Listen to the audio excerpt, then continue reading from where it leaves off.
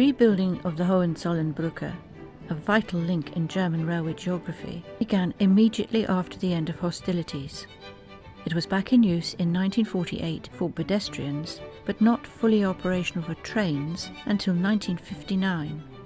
In the 1980s, the bridge was refurbished and 2 additional tracks were added. The bridge now sees well over 1,000 trains a day. The ICE2 set is heading from the Hauptbahnhof to the BBF, maintenance facility, before heading back to Bremen. The S-Bahn station behind the ICE is Köln-Hansaring.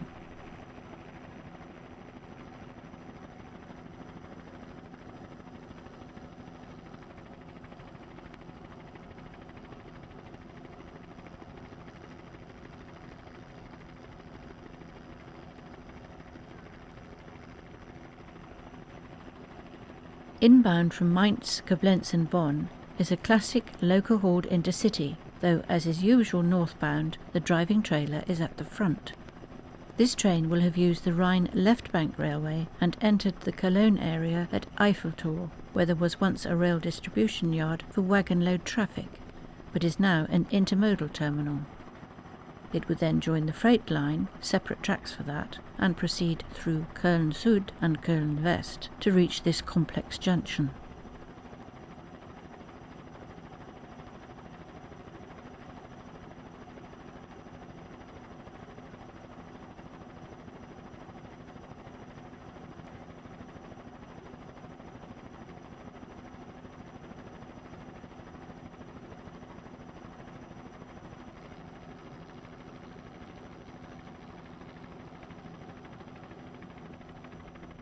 Behind the DB cargo train is Köln Deutsche Hafen that is currently served by the local port operator HGK.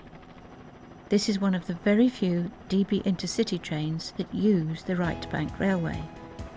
On its way from Frankfurt to Cologne, it calls it Rüdesheim right bank, which keeps the popular riverside resort on the intercity network map.